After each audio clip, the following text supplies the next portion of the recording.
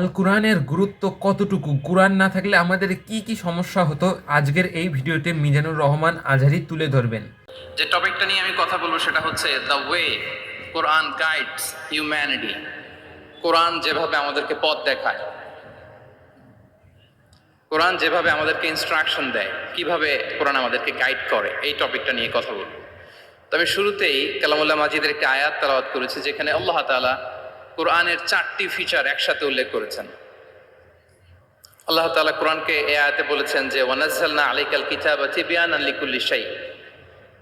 নবী হে, আমি আপনার কাছে এই কোরআনকে পাঠিয়েছি তিবিয়ান। তিবিয়ান মানে হচ্ছে clarification, explanation for all things, সবকিছুর ব্যাখ্যা। কোরআন হচ্ছে সবকিছুর সুস্পষ্ট ব্যাখ্যা, এবং এটা হচ্ছে হুদা। 2 নম্বর ফিচার হচ্ছে কোরআন হচ্ছে হুদা, গাইডেন্স, যেটা আপনাদের এই কনভেনশনের থিমের সাথে প্রাসঙ্গিক। কারণ এবারের কনভেনশনের থিম হচ্ছে আল কোরআন গাইডেন্স ফর হিউম্যানিটি। তো কোরআন 1 নম্বরে হচ্ছে ক্লারিফিকেশন বা এক্সপ্লেনেশন, তারপর কোরআন হচ্ছে গাইডেন্স, এরপর আল্লাহ বলেছেন রাহমা, মার্সি, এবং আয়াতের সবশেষে আল্লাহ বলেছেন যে এটা হচ্ছে বুশরা লিল মুসলিমিন, glad tidings for the believers. তো এই 4টা ফিচারের মধ্যে আমি কোরআন যে হুদা, কোরআন যে গাইডেন্স, এটা নিয়ে কিছু আলোকপাত করবো ইনশাআল্লাহ বিইذনিল্লাহ। আমরা রমাদানের আয়াত সবাই জানি, সূরাতুল বাকারাতে রমাদান নিয়ে যে আয়াতটি এসেছে, ওই আয়াতও আল্লাহ তাআলা কোরআনকে গাইডেন্স বলেছেন, শাহরু রমাদান আল্লাযী উনজিলা ফীহিল কোরআন। তারপর কি? হুদাল লিন্নাস, গাইডেন্স ফর হিউম্যানিটি। এবং এই গাইডেন্সটা এটা সবার জন্য। অন্য আয়াতে আল্লাহ তাআলা বলছেন ইন হুয়া ইল্লা যিকরা লিল আলামিন। এই কোরআনটা হচ্ছে রিমাইন্ডার ফর হোল ওয়ার্ল্ড, গোটা বিশ্বের জন্য কোরআনটা হচ্ছে গাইডেন্স বা reminder, including jinnkind and mankind. যদি প্রথম আয়াতে আল্লাহ বলেছিলেন বুশরা লিল মুসলিমিন, কিন্তু এই আয়াতে আমরা দেখলাম যে এটা হচ্ছে যিকরা লিল আলামিন, গোটা বিশ্বের জন্য এটা রিমাইন্ডার, ম্যানকাইন্ডের জন্য রিমাইন্ডার, জিনকাইন্ডের জন্য রিমাইন্ডার। এবং জিনেরা, জিনকাইন্ড, জিন জাতি এটা স্বীকার করেছে যে কোরআন মানুষকে পথ দেখায়, বিশ্ববাসীকে পথ দেখায়। তারা যখন তায়েফে বিষ্ণু ঈসা ইসলামের কণ্ঠে সর্বপ্রথম তারা কোরআনিক রিসাইটেশন তারা শুনলো, তারা যেটা বলেছিল আল্লাহ তাআলা সরাসরি কোট করেছেন কোরআনে, সেটা তারা বলেছিল ইন্না সামি'না কুরআনান আজাবা ইয়াহদি ইলা রুশদি ফাআমান্না বিহি। Indeed we have heard an amazing Quran and it guides to the right path. আমরা একটা অসাধারণ কোরআন শুনেছি এবং এটা ইয়াহদি ইলা রুশদ, গাইড করে, পথ দেখায় সঠিক রাস্তায়। আমরা বুঝতে পারলাম কোরআন হচ্ছে গাইডেন্স, আমাদেরকে পথ দেখায়। কোরআন গাইডেন্স হওয়ার সবচেয়ে বড় কারণ হচ্ছে কোরআন হচ্ছে এই পৃথিবীর সবচাইতে the most interactive and relevant book to human being. সবচাইতে জীবন ঘনিষ্ঠ এবং প্রাসঙ্গিক কিতাব হচ্ছে আল কোরআন। কিতাবটার নাম কি? সবাই বলুন একসাথে, কি নাম? সবচাইতে প্রাসঙ্গিক, জীবন ঘনিষ্ঠ, the most interactive book ever in the world. এর কারণ হচ্ছে এর আগে যত আসমানি কিতাব এসেছিল সবগুলো কিন্তু একবারে নাজিল হয়েছে এট এ টাইমে। তাওরাত মুসা আলাইহিস সালামের উপর একবারে নাজিল হয়ে গিয়েছে একসাথে। ইনজিল ঈসা আলাইহিস সালামের উপর একবারে নাজিল হয়েছে। জাবুর দাউদ আলাইহিস সালামের উপর একবারে নাজিল হয়েছে। কোরআনও কি একবারে নাজিল হয়েছে? হ্যাঁ, একবারে নাজিল হয়েছে না, 23 বছরের 23 ইয়ার্সের লং পিরিয়ড অফ টাইমে একটু একটু করে নাজমান নাজমান হাসবা হাওয়াইজিল বাশার, মানব জাতির প্রয়োজনের তাগিদে, তাই না, প্রেক্ষাপটের আলোকে নাজিল হয়েছে। প্রথম নাজিল হয়েছে মক্কায়, তারপরে মদিনায়, বিভিন্ন জায়গাতে। আপনারা জানেন যে কোরআনের প্রথম আয়াত নাজিল হয়েছে মসজিদুল হারাম থেকে 10 কিলোমিটার উত্তর পূর্ব দিকে জাবালে নূর আছে, একটা পাহাড়, 634 মিটার উঁচুতে একটা কেইভ আছে, গারে হেরা। ওই হেরা গুহায় শুরু হলো কোরআনের এই নাজিল হওয়ার প্রক্রিয়া। এরপর রাসূল সাল্লাল্লাহু আলাইহি ওয়াসাল্লাম মক্কা থেকে মদিনায় গেলেন, সেখানেও নাজিল হতে লাগলো। এই কোরআন কখনো নাজিল হয়েছে ঘরের ভেতরে, কোরআন কখনো নাজিল হয়েছে বাজারে, কোরআন কখনো নাজিল হয়েছে সফরে, এই কোরআন কখনো নাজিল হয়েছে যুদ্ধের ময়দানে। এই কোরআন কখনো নাজিল হয়েছে আল্লাহর আরশে, তার মানে রাসূল যেখানে কোরআনও সেখানে। কতটা ইন্টারেক্টিভ কিতাব! রাসূল সাল্লাল্লাহু আলাইহি ওয়াসাল্লাম তার জীবনে, তার পরিবারে, তার সমাজে, রাষ্ট্র পরিচালনায় যেখানেই তিনি সংকটের মুখোমুখি হয়েছেন, ঠিক তখনই সমাধান নিয়ে হাজির হয়েছে কোরআন। এজন্য এটা হচ্ছে the most interactive and relevant book to human being, সবচাইতে প্রাসঙ্গিক, জীবন ঘনিষ্ঠ একটা কিতাব। এবং এই কোরআনকে আল্লাহ তাআলা লাইট বলেছেন, আলো।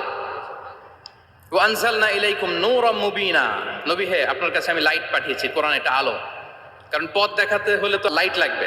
যেটা আপনাকে পথ দেখাবে তার মধ্যে যদি আলো না থাকে, সে পথ দেখাতে পারবে নাকি? পারবে না। তো কোরআনকে আল্লাহ তাআলা লাইট বলেছেন। এবং কোরআন শুধু নিজেই লাইট নয়, শুধু নিজেই আলো নয়, সে আলোর দিকে নিয়ে যায়। আল্লাহু আকবার।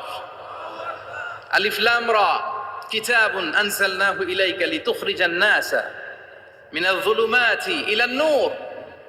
I've revealed this book unto you, O Muhammad, in order to lead the mankind out of darknesses into the light. অনেকগুলো অন্ধকার থেকে একটি আলোর দিকে, মহাসত্যের দিকে নিয়ে যাওয়ার জন্য আমি কোরআন পাঠিয়েছি। সুবহানাল্লাহ বিহামদি। এবং একটু খেয়াল করে যদি আমরা দেখি যে একটি পুরো জাতি, একটি পুরো গোষ্ঠীর জীবনধারা পাল্টে দিয়েছিল কোরআন, যাদের লেখাপড়া জানা ছিল না, অক্ষর জ্ঞানহীন একটা জাতি, একটা ভূখণ্ডের জীবনধারা পাল্টে দিয়েছে এই কোরআন। কোরআন যেমনি আলো, তার পাশাপাশি কোরআন হচ্ছে ক্রাইটেরিয়ান। কোরআন সত্য এবং মিথ্যার মধ্যে পার্থক্য তৈরি করে দেয়। আপনি কোরআনের লেন্স দিয়ে যদি এই বিশ্বকে পরখ করতে চান, কোরআনের লেন্স দিয়ে যদি এই পৃথিবীকে আপনি পরখ করেন, তাহলে দেখবেন যে কোনটা সত্য কোনটা মিথ্যা আপনার সাথে, আপনার কাছে এটা সুস্পষ্ট হয়ে যাচ্ছে, ঠিক কি না? আল্লাহ তাআলা বলছেন, তাবারাকাল্লাযী নাযালাল ফুরকানা আলা আবদিহি লিয়াকুনা লিল আলামিনা নাযীরা। ফুরকান বলেছেন আল্লাহ তাআলা কোরআনকে এখানে। The criterion, it differentiates between right and wrong. Quran পড়লে আপনি বুঝতে পারবেন কোনটা সত্য কোনটা মিথ্যা। এবং সবচাইতে মজার ব্যাপার হচ্ছে, কোরআন হচ্ছে একটা টাইমলেস মিরাকেল। টাইমলেস মিরাকেল, চিরন্তন মুজিজা। এটার কোনো লয় নাই, ক্ষয় নাই। আল্লাহ তাআলার যেমনি লয় নাই, ক্ষয় নাই, কোরআনেরও লয় নাই, ক্ষয় নাই। কারণ কোরআন কিন্তু আল্লাহর ক্রিয়েশন নয়, আল্লাহর সৃষ্টি নয়, এটা কিন্তু আল্লাহর সিফা। আপনারা জানেন তো এটা, কোরআন কিন্তু আল্লাহর সিফা। আল্লাহরও ক্ষয় নাই, কোরআনেরও ক্ষয় নাই। এবং অন্যান্য নবীদেরকে যে কিতাব দেয়া হয়েছে, সেটা তাদের হেদায়েতের জন্য, আর সেই কিতাবকে তারা পরিবর্তন করে ফেলেছে। সেই কিতাবগুলোর আদি এবং আসল রূপ কিন্তু অবশিষ্ট নেই। কিন্তু কোরআন শুধু হেদায়েতই নয়, গাইডেন্সই নয়। কোরআন যেমনি হেদায়েত, পাশাপাশি কোরআন হচ্ছে মুজিজা। কোরআনের আছে সংখ্যাতাত্ত্বিক মুজিজা, ভাষা শৈলীর মুজিজা, সায়েন্টিফিক মিরাকেল, মহাবিশ্বের মহাবিস্ময় মহাগ্রন্থ আল কুরআন আল কারীম, অপরিবর্তনীয়। Up until the day of judgement, কিয়ামত পর্যন্ত এটা অপরিবর্তনীয় থাকবে। এই মুজিজা কিয়ামত পর্যন্ত থাকবে। পৃথিবীতে যত নবীকে আল্লাহ তাআলা মুজিজা দিয়েছেন, নবীদেরও বিদায় হয়েছে, মুজিজারও বিদায় হয়েছে। নবীরা চলে গিয়েছেন, সাথে সাথে মুজিজাও চলে গিয়েছে। আল্লাহ নবী দাউদ আলাইহিস সালামকে আল্লাহ মুজিজা দিয়েছিলেন। তিনি লোহা ধরলে লোহা গলে নরম হয়ে যেত, উনি এটা দিয়ে আর্মর বানাতেন, যুদ্ধাস্ত্র বানাতেন। ওয়া আলান্না লাহুল হাদিদ। কিন্তু দাউদ আলাইহিস সালামের ইন্তেকালের পরে কেউ আর এটা রিপিটেশন করে দেখাতে পারেনি, এমনটা হয়নি আর তার উম্মতের মধ্যে। আল্লাহ নবী মূসা আলাইহিস সালামকে আল্লাহ তাআলা মুজিজা দিয়েছিলেন। তিনি লাঠি জমিনে রাখলে সেটা সাপ হয়ে যেত। ফাআলকাহা ফাইদা হিয়া হাইয়াতুন তাসআ, মুভিং স্নেক হয়ে যেত। কিন্তু মূসা আলাইহিস সালামের ইন্তেকালের পরে কেউ আর ওই লাঠি দিয়ে মুভিং স্নেক বানাতে পারে নি। বনি ইসরাইলের কাছে কিন্তু ওই লাঠিটা ছিল, আপনারা জানেন। বনি ইসরাইলের কাছে একটা তাবুত ছিল, উডেন বক্স, ওইটার মধ্যে বাকিয়াতুম মিম্মা তারাকা আলু মূসা ওয়া আলু হারুন, মূসা আলাইহিস সালামের ব্যবহৃত পাগড়ি, জুব্বা, আর ওই লাঠি, হারুন আলাইহিস সালামের পাগড়ি, জুব্বা, এগুলো ছিল। তার মানে মূসা আলাইহিস সালামের ইন্তেকালের পরে যে লাঠি দিয়ে মূসা আলাইহিস সালাম সাপ বানাতেন, ওই লাঠি ছিল, কিন্তু সেই লাঠি দিয়ে আর কেউ কোনোদিন সাপ বানিয়ে দেখাতে পারে নি। আল্লাহ নবী ঈসা আলাইহিস সালামকে আল্লাহ তাআলা আরো মাইন্ড ব্লোয়িং মুজিজা দিয়েছিলেন, ওয়া উবরিউল আকমাহা ওয়াল আবরাসা ওয়া উহিল মাউতা বিইذনিল্লাহ। শ্বেত রোগী ধবল রোগীর গায়ে হাত বুলিয়ে দিলে রোগ ভালো হয়ে যেত। অন্ধ ব্যক্তির চোখে টাচ করে দিলে সে দৃষ্টিশক্তি ফিরে পেত। মৃত ব্যক্তিকে আল্লাহ নবী ঈসা আলাইহিস সালাম কুম বিইذনিল্লাহ বলার সাথে সাথে মৃত ব্যক্তি জীবিত হয়ে যেত।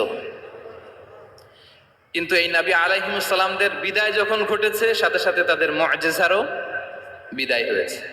কিন্তু বিশ্বনবী সাল্লাল্লাহু আলাইহি ওয়াসাল্লামের উপর নাজিল হওয়া এই মহাবিশ্বের মহাবিশ্বয় মহাগ্রন্থ আল কোরআন, আল্লাহ নবী ইন্তেকাল করেছেন, তিনি আমাদের থেকে বিদায় নিয়েছেন। কিন্তু কোরআন কি বিদায় নিয়েছে?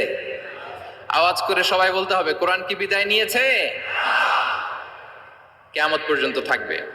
বিষ্ণু ইসা ইসলাম একটা আয়াত যেভাবে পড়তেন আমরা ঠিক হুবহু ওইভাবে পড়ি। বিষ্ণু ইসা ইসলাম একটা শব্দ ১৫০০ বছর আগে যেভাবে উচ্চারণ করতেন আমরা ঠিক ওইভাবে করি। এখানে অনেক কারীরা সুন্দর কণ্ঠে কোরআন তেলাওয়াত করেছে না? বিষ্ণু ইসা ইসলাম যেমনটা করেছেন তারাও ঠিক তেমনটা করেছে। বিষ্ণুনবী যে অক্ষরের উপর জবর দিয়ে পড়েছেন আমরা জবর দিয়ে পড়ি, জেড দিয়ে পড়েছেন জেড দিয়ে পড়ি। কিয়ামত পর্যন্ত অবিকৃত অবস্থায় এই কোরআনটা থাকবে। তাই কোরআনটা হচ্ছে টাইমলেস মিরাকেল, চিরন্তন মুজিজা। নাও দ্য কোশ্চেন অ্যারাইজেস, কেন আমাদের এই কোরআন দরকার? একটু ফিলোসফিক্যাল কথাবার্তা বলি যে এই রেভেলেশনের দরকার কি, কেন আমাদের লাগবে এই কোরআন? কোরআন ছাড়া কি পৃথিবীর সব সমস্যার সমাধান হাজির করা সম্ভব না? এই পৃথিবীর সায়েন্টিস্টরা, ফিলোসোফাররা, জ্ঞানী ব্যক্তিরা অনেক সমস্যার সমাধান করেছে, কিন্তু সব সমস্যার সমাধান হাজির করতে পারে নি। এজন্য আল্লাহ তাআলা যুগে যুগে নবীদের মাধ্যমে আসমানি কিতাব পাঠিয়েছেন, গাইডেন্স পাঠিয়েছেন, রেভেলেশন পাঠিয়েছেন। এবং আল্লাহ তাআলার পাঠানো যত রেভেলেশন গাইডেন্স এই পৃথিবীতে এসেছে সেগুলো সবচেয়ে লেটেস্ট ভার্সন হচ্ছে কোরআন। সবচেয়ে লেটেস্ট ভার্সন হচ্ছে কোরআন। আচ্ছা, আমরা যদি একটু খুঁজে দেখি যে কোরআন ছাড়া আমরা কি বুঝতে পারতাম না, আমরা যদি একটু প্রশ্ন করি, কোরআন ছাড়া যেটা আমরা বুঝতে পারতাম না সেটা হচ্ছে ওয়াননেস অফ গড, স্রষ্টা যে একজন, এটা আমরা বুঝতে পারতাম না, ক্লিয়ারলি বুঝতে পারতাম না। কেউ হয়তো ভাবতাম দুইজন তিনজন। আর যারা বুঝতে পারতো যে না, এই মহাবিশ্বের একজন নিয়ন্ত্রক থাকতে হবে, একজন কন্ট্রোলার থাকতে হবে, তারাও ওই গডের ফিচার কি, পরিচয় কি, ইন ডিটেইল তারা বুঝতে পারতো না। দেখেন, এত রেভেলেশন, এত আসমানি কিতাব আসার পরও এখনো অনেক মানুষ সূর্যের পূজা করে, চন্দ্রের পূজা করে, আগুনের পূজা করে না? কথা বলেন, করে না? করে। সূর্যকে পূজা করার অনেক রিজন ছিল। আমি ভেবে দেখেছি যে সূর্যকে মানুষ কেন পূজা করতে, এর কারণ বাহ্যিক দৃষ্টিতে সূর্যই সবচেয়ে শক্তিশালী। সূর্যের চেয়ে শক্তিশালী কিছু আর পৃথিবীতে দেখা যায় না। আর সূর্যের আলো ছাড়া পৃথিবীতে কেউ বাঁচেও না। মানুষের যে হার্ট অ্যাটাক করে, স্ট্রোক করে, বা আমাদের মুরব্বীদের অনেকের যে পায়ে ব্যথা, কোমরে ব্যথা, এটা কিন্তু রাতে বেশি হয়, জানেন? রাতের সাথে রোগের একটা সম্পর্ক আছে। এর কারণ রাতের বেলায় সূর্যের আলো নাই, ফলে মানুষ অসুস্থ হয় বেশি। এই কারণে প্রাচীনকাল থেকে মানুষ সূর্যের পূজা করত। আল্লাহ নবী ইব্রাহিম আলাইহিস সালাম, উনিও প্রথমে ভেবেছিলেন তারাই কি আমার রব, চাঁদই কি আমার রব, সূর্যই কি আমার রব। ভাবতে ভাবতে তিনি মহাসত্যের সন্ধান পেয়েছেন। তো এটা আমরা উদ্ধার করতে পারতাম না যে আসলে আমাদের স্রষ্টা কে। আর আমাদের মধ্যে যারা চিন্তাশীল তারা হয়তো আমরা ভেবে একটা কুল কিনারা করতে পারতাম যে না, একজন স্রষ্টা থাকতেই হয়, না থাকলে কেমন করে হয়, কেউ না কেউ আছেন। কিন্তু তিনি যে ক্ষমাশীল, অনেক পাপ করে ক্ষমা চাইলে যে তিনি ক্ষমা করে দেয়, এটা আমাদের জানা থাকতো না, ঠিক কিনা? তিনি যে মহাজ্ঞানী, মনে মনেও যেটা ভাবি এটা উনি ধরে ফেলেন, এটা আমরা বুঝতাম না। ৯৯টা সুন্দর সুন্দর নাম দিয়ে আল্লাহ তাআলা তার পরিচয় দিয়েছেন, এত ডিটেইল, এত নিখুঁত, এত জোরালো ভাবে। ওয়াননেস অফ গডের যে কনসেপ্ট, এটা রেভেলেশন না আসলে, কোরআনিক গাইডেন্স না আসলে আমরা বুঝতে পারতাম না। আর আমরা কি বুঝতে পারতাম না? আমাদের এই পৃথিবীতে আসার কারণ কি, আমাদের পারপাস অফ লাইফ কি, এটা আমরা উদ্ধার করতে পারতাম না। ভবঘুরের মতো ঘুরে বেড়াতাম, খেতাম, কাজ করতাম, পৃথিবী আবাদ করতাম, ডেভেলপমেন্ট হতো, উন্নতি হতো, কিন্তু আসলে পারপাস অফ লাইফ কি এটা আমরা উদ্ধার করতে পারতাম না। কোরআন এটা আমাদেরকে ক্লিয়ার করেছে, ওমা খালাকাতুল জিন্না ওয়াল ইনসা ইল্লা লিয়াবুদুন। আমাদের পারপাস অফ লাইফ হচ্ছে slavery. We all are the slave of Allah. দাসত্বের জন্য আমরা তৈরি হয়েছি। আর most interestingly, life after death, এটার ব্যাপারে আমাদের ক্লিয়ার কাট কোনো ধারণা থাকতো না। এই যে আমরা এখন বাই সিকোয়েন্স জানি যে আমরা মারা যাব, এরপরে কবরের আযাব, এরপরে আল্লাহর সুপ্রিম কোর্টের কাঠ গড়ায় আমাদেরকে দাঁড়াতে হবে, এরপরে হয় জান্নাত নয় জাহান্নাম, এবং সেটা আজীবন চিরকালের জন্য। In detail life after death সম্পর্কে আমাদের নিজেরা চিন্তা গবেষণা রিসার্চ করে কি এটা জানা সম্ভব ছিল? বলেন, কথা বলেন, কথা বলেন। জানা সম্ভব ছিল না। কোরআন মৃত্যুর পরের জীবনকে নিশ্চিত করেছে, এবং এই যে লাইফ আফটার ডেথ, মৃত্যুর পরের জীবন আসলে আমাদেরকে হোপফুল করে, আশাবাদী করে। কারণ আমরা বিশ্বাস করি আমাদের হারানোর কিছু নাই। আমরা যদি কাউকে হারাই সাময়িক কষ্ট পাই, কিন্তু আমরা জানি আমাদের আবার দেখা হবে। এই যে আমরা কিছুদিন আগে আমাদের প্রিয় আল্লামাকে হারিয়েছি, ঠিক কিনা? কিন্তু আমরা এই ভেবে বুকে আশা বেঁধে রাখি যে আমরা এই দুনিয়াতে তাকে মিস করেছি, কিয়ামতের ময়দানে আল্লাহর জান্নাতে এই কোরআনের বুলবুলির কণ্ঠে আমরা আবার কোরআন শুনতে পাবো। সাময়িক বিচ্ছেদের কিছু তো নাই। আমার আব্বাকে হারিয়েছি, আম্মাকে হারিয়েছি, বন্ধুকে হারিয়েছি, টিচারকে হারিয়েছি, আমি পাবো, তাদেরকে পাবো, হারাচ্ছি না। এই বিচ্ছেদ সাময়িক, এবং আখিরাত আসলে থাকতেই হবে। অন্যান্য অনেক ধর্ম আখিরাতের ব্যাপারে বলে, কিন্তু ইসলামের মতো এত ইন ডিটেইল নিখুঁত ভাবে বলতে পারেন। পুনর্জন্মবাদের কথা আপনারা শুনেছেন, ভালো করলে ভালো হয়ে আবার আরেক জন্মে আসবো, খারাপ করলে কুকুর হয়ে জন্মাবো, হ্যাঁ, বিড়াল হয়ে জন্মাবো, এরকম কথা অনেক ধর্ম বলে। কিন্তু ইসলাম এত সুন্দরভাবে তার কনসেপ্ট অফ আখিরা আমাদের সামনে হাজির করেছে, আল্লাহু আকবার। এটা হিউম্যান ব্রেন দিয়ে ওই ব্যাপারে আমাদের কোনো কিছুই জানার সুযোগ ছিল যদি আল্লাহ তাআলা কোরআনিক গাইডেন্স না পাঠাতেন। এবং আখিরাত আসলে থাকতেই হবে। ইফ দেয়ার ইজ নো আখিরা, then this worldly life would be a joke. আখিরা না থাকলে তো এটা একটা joke, it's a fun, it's a rubbish thing. আখিরা থাকতেই হবে।